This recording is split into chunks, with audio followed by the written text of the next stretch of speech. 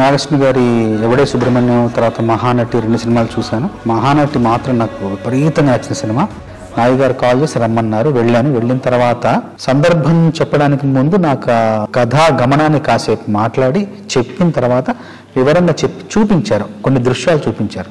ఆ ఊరిని చూపిస్తూ కాశీలో జరిగే పరిణామాలు కావచ్చు, జరిగే మార్పులు కావచ్చు, జరిగే ఆ జీవన విధానాన్ని అంతా కళ్ళగట్టినట్టు చూపించారు. నాయి గారు కూడా స్పష్టంగా చెప్పారు ఏం కావాలి, ఆ సందర్భం యొక్క ఉద్దేశం ఏంటి, ఆ సందర్భంలో తను ఏం చెప్పాలనుకున్నారని చాలా స్పష్టంగా చెప్పారు. చెప్పిన తర్వాత నేను ఆ దృశ్యాన్ని మనసులో పెట్టుకుని వెళ్ళాను. వెళ్ళి ఒక 3 రోజులు శ్రమించి ఆ మొదటి 3 వాక్యాలు ఏదైతే క్లిష్టంగా ఉన్నాయో అది కేవలం ఒక గంట సమయంలో మొత్తం రాసేసి, మిగతా పాట ఇంకొక అరగంటలో రాసేసి మొత్తం 1.5 2 గంటల పాట మొత్తం పూర్తి చేశాను. ఆయన్ని వెళ్ళి కలిశాను, కలిసి పాట వినిపించాను.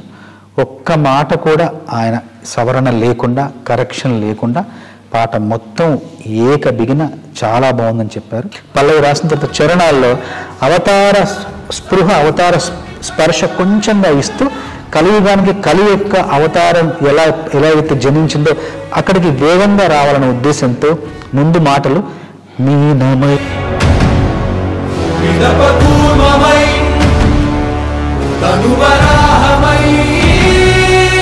మనకు సాయమై ఎన్నో అద్భుతాలు సృష్టించి మనం పుట్టినప్పటి నుండి చూడలేని, నా జీవితంలో నేను పుట్టినప్పటి నుండి నేను సినిమాల్లో చూడలేని ఎన్నో అద్భుతాలు, ఎన్నో విచిత్రాలు ఈ సినిమాలో చూసే అవకాశం ఈ సినిమా ద్వారా నాకు లభించింది. నాకింత గొప్ప అవకాశాన్ని ఇచ్చిన నాగి గారికి, స్వప్న గారికి, దత్ గారికి మనస్ఫూర్తిగా ధన్యవాదాలు తెలియజేస్తాను.